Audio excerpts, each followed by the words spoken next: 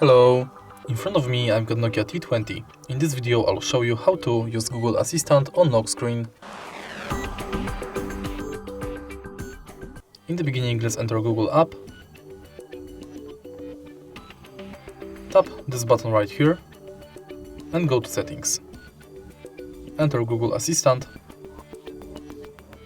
voice match, and make sure that this function is enabled.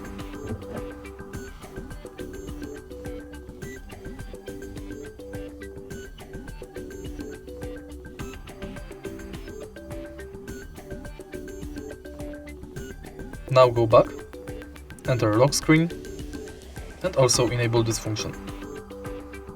Now you can simply lock the screen and say, "Hey Google, what's the weather like tomorrow?" Tomorrow in Krakow, it'll be mostly cloudy, with a high of 37 and a low of 33. If you find this video helpful, please leave like, comment and subscribe.